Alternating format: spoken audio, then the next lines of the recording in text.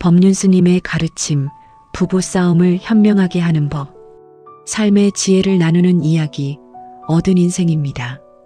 오늘 이 영상을 클릭하셨다면 아마 요즘 이런 생각이 드시는 건 아닐까요? 오래 살았습니다. 오래 함께 했습니다. 이제는 서로를 충분히 안다고 생각했습니다. 그런데 왜 아직도 이렇게 부딪히는 걸까요?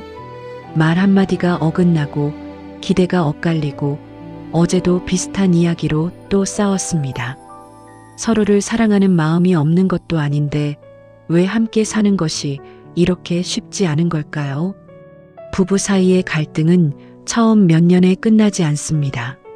10년을 살아도 20년을 살아도 30년을 살아도 여전히 부딪힐 일이 생깁니다. 문제는 싸움이 있느냐 없느냐가 아닙니다. 어떻게 싸우느냐, 그리고 싸움이 관계를 갉아먹느냐 아니면 관계를 더 깊게 만드느냐가 중요합니다. 오늘은 법륜 스님의 증문즉설에서 나온 이야기를 중심으로 부부 갈등의 진짜 이유와 현명하게 풀어가는 방법을 함께 이야기해 보겠습니다. 구독과 좋아요는 함께 살면서도 왜 이렇게 다른가 싶어 속상한 분들, 더 현명하게 싸우고 더 따뜻하게 살고 싶은 분들의 선택입니다. 이 말이 와닿는다면 지금 함께 해주세요. 부부싸움을 현명하게 하는 법, 지금 시작합니다. 10년을 사귀어도 살아보면 다른 사람. 법륜 스님의 증문즉설에 이런 질문이 들어왔습니다. 연애를 10년 하고 결혼한 신혼부부입니다.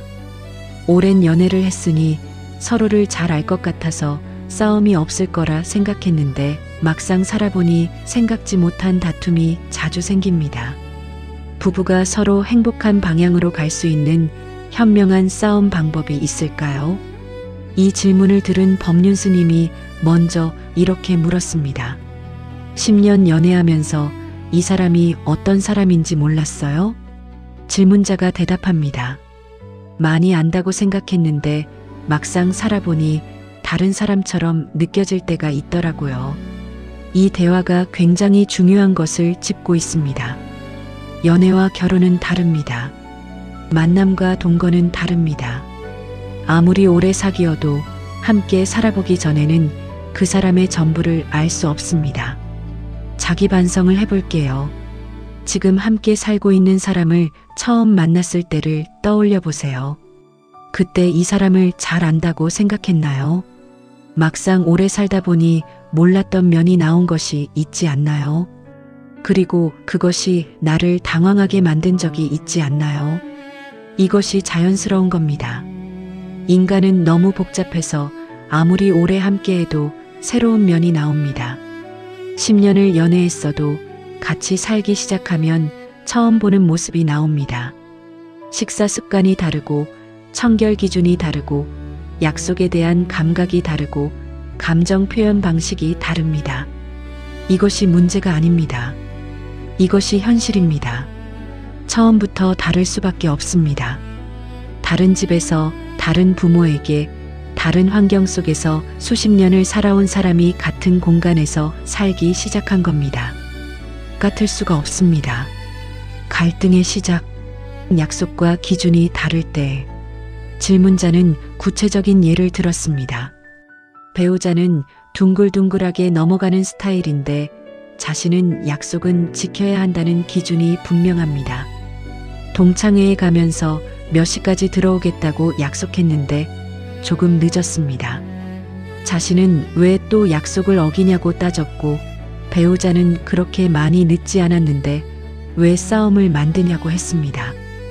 이 이야기가 많은 분들에게 익숙하게 들릴 겁니다. 결혼한 지 얼마 됐건 오래됐건 이 패턴은 비슷합니다. 한쪽은 약속한 것은 정확히 지켜야 한다고 생각하고 다른 한쪽은 그 정도는 융통성 있게 넘어가면 되는 것 아니냐고 생각합니다. 어느 쪽이 옳을까요? 법륜 스님의 답이 핵심을 찌릅니다. 12시 기준이라는 건 내 기준이지요. 이 말이 처음에는 별것 아닌 것처럼 들릴 수 있습니다. 하지만 깊이 생각해 보면 이 한마디가 많은 것을 바꿉니다. 약속을 했습니다. 12시까지 들어오기로 했습니다. 그런데 12시 5분에 집에 도착했다면 이것은 약속을 어긴 걸까요? 거의 지킨 걸까요? 기다리는 사람에게는 약속을 어긴 것입니다. 나간 사람에게는 거의 지킨 것입니다. 같은 사실을 두고 두 사람이 전혀 다르게 봅니다. 여기서 중요한 질문이 생깁니다. 누가 옳고 누가 틀렸을까요? 모든 인간은 자기가 기준이다. 법륜 스님이 이런 비유를 하셨습니다. 기준이라는 깃발을 자기가 쥐고 다닌다.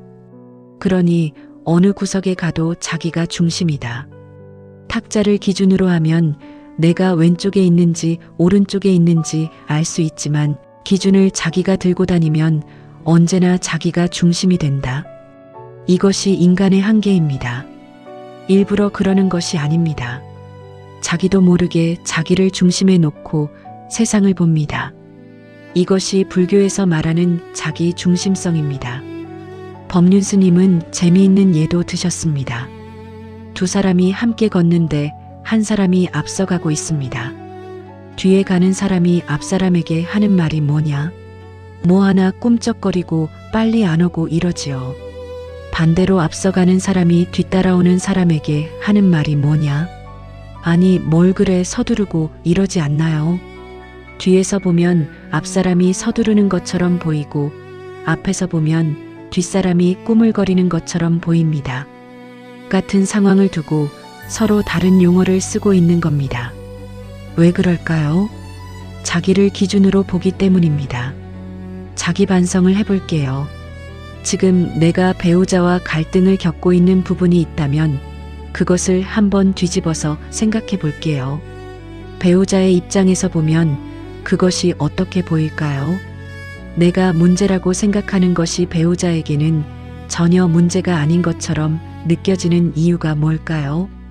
기준이 다르기 때문입니다. 어느 기준이 옳고 어느 기준이 틀린 것이 아닙니다. 다를 뿐입니다. 자기 나름대로 잘하고 있다는 착각. 법륜 스님이 소개한 변호사 이야기가 있습니다. 어떤 변호사 남편이 있는데 아내의 불만이 이것입니다. 남편이 술만 마시면 새벽 3, 4시에 들어옵니다. 그런데 완전히 취해서 택시를 타고 와서는 택시비도 못 낼 지경이어서 택시기사가 벨을 눌러 아내를 깨웁니다. 한밤중에 자다가 일어나 택시비를 내야 하는 상황입니다. 아내의 말이 이렇습니다. 늦게 들어오는 건 이해할 수 있어. 술 먹는 것도 이해해. 그런데 그럴 거면 차라리 아침에 들어와. 그럼 나라도 잠을 좀 자잖아. 이 말이 굉장히 현실적입니다. 들어오지 않으면 기다리다 잠이 들기라도 합니다. 그런데 새벽 4시에 들어오면 그때까지 자지도 못하고 기다리다가 택시비까지 내야 하는 상황이 되는 겁니다. 그런데 이 남편은 어떻게 생각하고 있을까요? 자기 나름대로 약속을 지키고 있다고 생각합니다. 결혼할 때 스스로 2가지를 맹세했습니다. 첫째, 아무리 2차, 3차를 가도 그런 나쁜 자리에는 절대 가지 않겠다. 둘째, 아무리 늦어도 반드시 집에 들어오겠다. 그 남편 입장에서는 이 약속을 지키고 있는 겁니다. 새벽 4시에 완전히 만취 상태로 들어왔지만 집에 들어왔습니다. 3차까지 먹었지만 그런 나쁜 자리는 가지 않았습니다. 자기는 잘하고 있는 겁니다. 아내의 기준과 남편의 기준이 완전히 다릅니다. 두 사람이 서로 다른 기준을 들고 있으면서 서로 자기가 옳다고 생각합니다. 이 이야기가 많은 분들에게 낯설지 않게 들릴 겁니다. 오래 사는 부부 사이에도 이 패턴은 반복됩니다. 나름대로 잘하고 있다고 생각하는데 상대방은 불만입니다. 상대방도 나름대로 잘하고 있다고 생각하는데 내가 불만입니다. 여기서 법륜 스님이 핵심을 이야기합니다. 옳고 그름이 아니라 다를 뿐이다. 틀린 것이 아니라 다른 것입니다. 법륜 스님이 이렇게 정리하셨습니다. 결혼 생활에서 두 사람의 취향, 취미, 믿음, 가치관이 같을 수 있나요? 다릅니다. 얼굴이 다르듯이 이 모든 것이 다릅니다. 이것을 늘 인정해야 합니다. 틀렸다가 아니라 다르다는 것을. 이 말이 단순하게 들릴 수 있습니다. 하지만 실생활에서 얼마나 이것을 실천하고 있나요? 대부분의 부부 갈등이 이 하나에서 시작됩니다. 상대방이 틀렸다고 생각하는 것. 내 방식이 옳고 저 사람의 방식이 틀렸다고 생각하는 것. 법륜스님이 소소한 예들을 드셨습니다. 음식간이 다릅니다. 아내는 딱 맞게 간을 했다고 생각하는데 남편이 싱겁다고 합니다. 아내가 다시 맛보면 딱 맞는데라고 합니다. 두 사람의 혀 맛이 다른 겁니다. 어느 쪽이 옳고 어느 쪽이 틀렸을까요? 다를 뿐입니다. 남편이 욕실에 들어갈 때 옷을 아무데나 벗어 던져놓습니다. 아내는 차곡차곡 개어야 합니다. 남편은 젖은 수건을 마르면 다시 씁니다. 아내는 젖은 것은 빨래통에 바로 넣어야 합니다. 이런 소소한 차이들이 100가지, 1000가지가 됩니다. 이 하나하나를 잘못됐다, 고쳐야 한다, 왜 그렇게 하냐고 따지면 어떻게 될까요? 하루에도 수십 가지 갈등이 생깁니다. 그리고 그 갈등이 쌓이면서 관계가 지쳐갑니다. 자기 반성을 해볼게요. 지금 배우자에 대해 잘못됐다고 생각하는 것이 있나요? 저 사람은 왜 저렇게 하는지 이해가 안 된다는 것이 있나요? 그것이 진짜 잘못된 것인가요? 아니면 내 방식과 다른 것인가요? 그 구분이 중요합니다. 잘못된 것은 진심으로 이야기해야 합니다. 하지만 단순히 다른 것은 이야기가 다릅니다. 그것은 옳고 그름의 문제가 아닙니다. 다름의 문제입니다. 따지지 말고 유머스럽게 따지는 법. 법륜스님이 아주 실용적인 방법을 알려주셨습니다. 배우자가 12시 약속을 어기고 1시에 들어왔습니다. 이때 어떻게 하면 좋을까요? 왜 또 약속 어겼어라고 따지면 어떻게 됩니까? 상대방은 방어적이 됩니다. 반박합니다. 그렇게 많이 늦은 것도 아닌데라고 합니다. 갈등이 시작됩니다. 대신 이렇게 해보세요. 여보, 오늘 무슨 일 있었어라고 먼저 물어보세요. 그러면 상대방이 이야기합니다. 오랜만에 만난 친구랑 이야기하다 보니 늦었어. 그러면 이렇게 말하세요. 그래도 아무리 친구가 좋아도 나하고 약속이 더 중요하지 않을까요? 이렇게 하면 상대방이 어떻게 반응할까요? 맞아, 당신 말이 맞아. 오랜만에 만난 친구라 어쩔 수가 없었어. 미안해. 이렇게 됩니다. 두 방식의 차이가 무엇인가요? 첫 번째는 따진 겁니다. 두 번째는 대화를 끌어낸 겁니다. 첫 번째는 상대방을 방어적으로 만들고 두 번째는 상대방이 스스로 미안함을 느끼게 합니다. 법륜스님이 이렇게 말씀하셨습니다. 따지더라도 유머스럽게 따져야 한다. 이게 무슨 말인가요? 내가 원하는 것을 말하되 상대방이 수용할 수 있는 방식으로 말하라는 겁니다.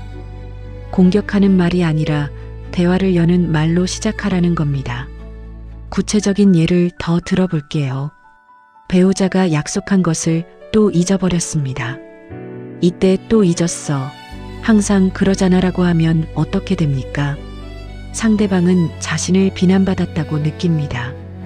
방어가 시작됩니다. 내가 언제 항상 그랬어라고 받아칩니다. 싸움이 됩니다. 대신 이렇게 해보세요.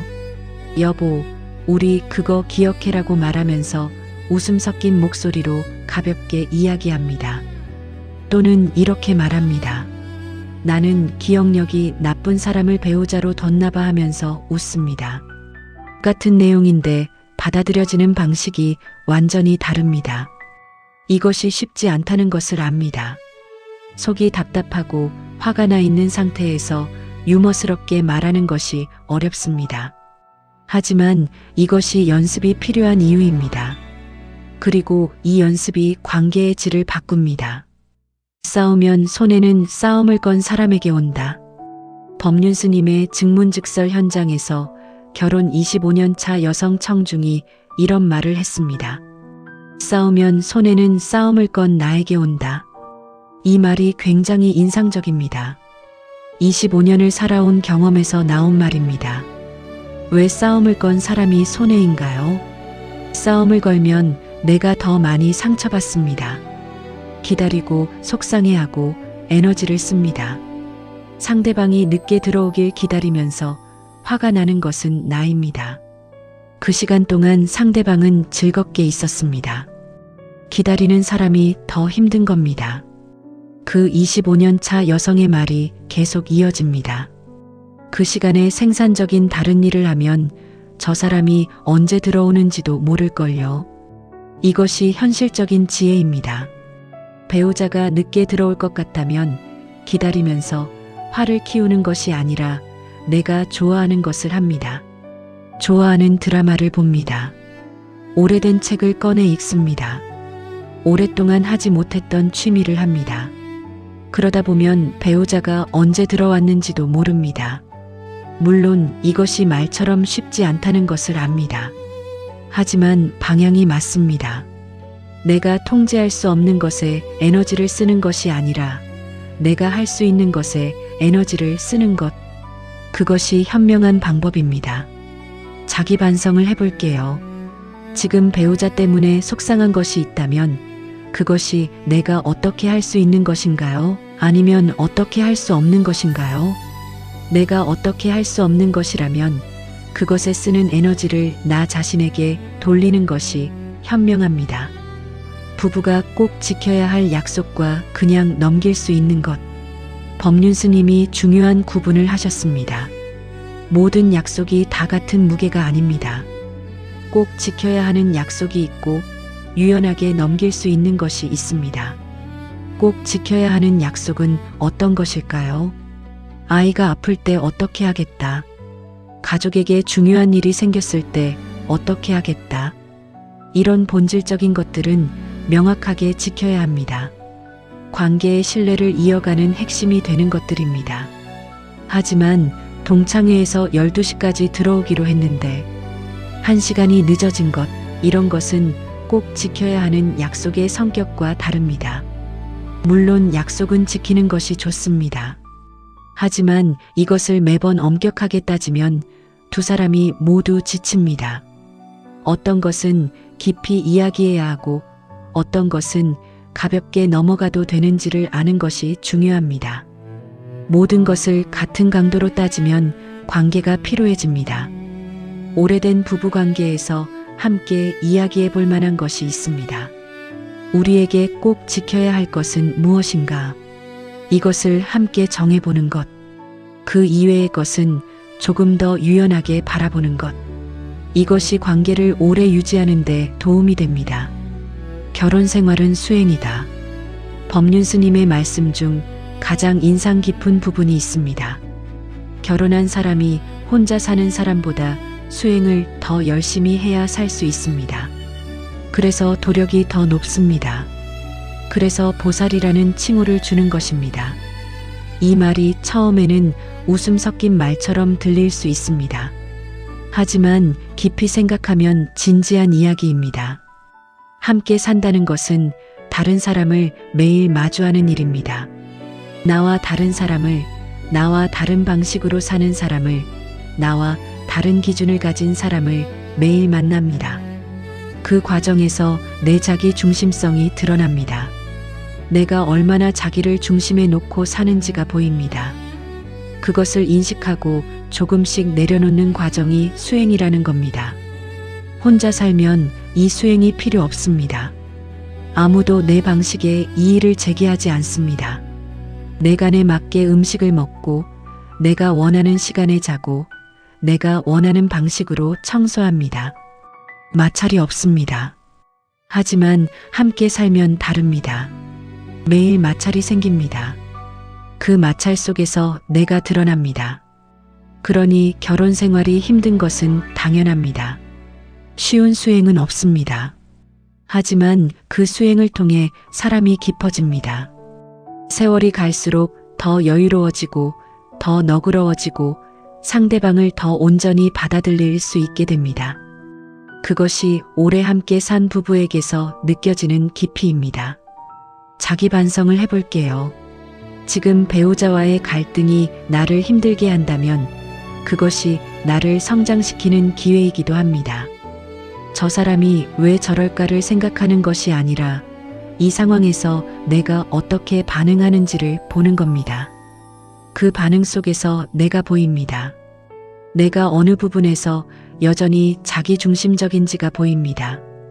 그것이 보이는 것이 수행의 시작입니다. 맞춰가는 것이 결혼입니다. 법륜 스님이 마지막에 이렇게 정리하셨습니다. 결혼이란 딱 맞는 사람이 사는 게 아니고 서로 다른 사람이 맞춰가면서 사는 것. 그게 결혼 생활이다. 이 말이 간단하지만 많은 것을 담고 있습니다. 딱 맞는 사람은 없습니다. 아무리 잘 맞아도 같이 살면 다른 부분이 나옵니다. 10년을 연애해도 같이 살기 시작하면 처음 보는 것들이 나옵니다. 이것이 실망이 아닙니다. 당연한 겁니다. 맞춰간다는 것이 한쪽이 다 양보하는 것이 아닙니다. 서로 다르다는 것을 인정하면서 그 다름을 어떻게 함께 살아갈 것인지를 같이 찾아가는 겁니다. 법륜 스님이 음식간 예를 들었습니다. 남편이 짜게 먹는다면 어떻게 하면 될까요? 왜 짜게 먹냐고 따지지 않아도 됩니다. 간장을 식탁에 두면 됩니다. 남편이 옷을 아무데나 벗어놓는다면 그냥 두거나 내가 접어두면 됩니다. 젖은 수건을 쓰면 내가 갈아주면 됩니다. 이것이 포기가 아닙니다. 그 사람이 그런 사람이라는 것을 인정하는 겁니다. 이걸 고쳐야 한다는 에너지를 쓰지 않는 겁니다. 그 에너지를 더 중요한 것에 쓰는 겁니다. 물론 이야기를 해야 할 것은 이야기해야 합니다. 중요한 것, 관계의 신뢰에 영향을 미치는 것은 명확하게 이야기해야 합니다. 하지만 소소한 생활 방식의 차이는 싸움의 대상이 아닌 맞춰가는 과정입니다. 부부 갈등을 현명하게 풀어가는 실천들. 오늘 이야기한 것들을 정리하면서 실천으로 연결해 볼게요. 첫 번째, 상대방이 틀렸다는 생각 대신 다르다는 생각을 해보세요. 갈등이 생겼을 때 이 사람이 왜 틀린 행동을 하는가가 아니라 이 사람은 나와 어떻게 다른가를 먼저 생각해 보세요. 그 생각이 자리 잡히면 갈등이 달라집니다. 두 번째, 따지기 전에 먼저 물어보세요. 상대방의 행동이 이해되지 않을 때 왜 그랬어가 아니라 오늘 무슨 일 있었어로 시작해 보세요. 대화가 열립니다. 세 번째, 모든 것을 같은 강도로 따지지 마세요. 꼭 이야기해야 할 것과 그냥 넘어갈 수 있는 것을 구분해 보세요. 모든 것을 다 잡으면 둘 다 지칩니다. 네 번째, 배우자 때문에 기다리고 속상할 때 그 에너지를 나 자신에게 쓰세요. 기다리는 시간을 내가 좋아하는 것을 하는 시간으로 만들어 보세요. 다섯 번째, 이것이 수행이라는 것을 기억하세요. 오래 함께 사는 것이 쉽지 않은 것은 당연합니다. 그 과정이 나를 깊게 만들고 있습니다. 맞추며 사는 것이 멋진 인생입니다. 법륜 스님의 이야기를 들으면서 드는 생각이 있습니다. 오래된 부부를 보면 두 종류가 있습니다. 오래 살수록 더 불편해 보이는 부부가 있고 오래 살수록 더 편안해 보이는 부부가 있습니다. 편안해 보이는 부부를 가만히 보면 어떤 공통점이 있습니다. 상대방의 방식에 더 이상 이의를 제기하지 않습니다. 저 사람은 저런 사람이다. 나는 이런 사람이다. 이것을 알고 인정합니다. 그 인정 위에서 함께 살아갑니다. 이것이 시간이 만드는 것이기도 하고 의식적인 선택이기도 합니다. 상대방을 바꾸려는 에너지를 내려놓고 함께 사는 방식을 찾아가는 쪽으로 에너지를 씁니다. 살면서 부딪히는 것은 피할 수 없습니다. 하지만 그 부딪힘이 서로를 멀어지게 하느냐, 더 깊이 이해하게 하느냐는 어떻게 부딪히느냐에 달려 있습니다. 틀린 것이 아니라 다를 뿐입니다. 이 한 문장을 마음에 두고 살면 배우자와의 관계가 조금씩 달라집니다. 얻은 인생은 함께 살아가면서 서로를 더 깊이 이해하는 지혜를 함께 나눕니다. 오늘 이야기가 마음에 닿았다면 구독과 좋아요로 좋은 인연 이어가겠습니다. 결혼이란 딱 맞는 사람이 사는 게 아니라 서로 다른 사람이 맞춰가는 것입니다. 오늘도 그 맞춰가는 과정 위에 계신 당신을 진심으로 응원합니다.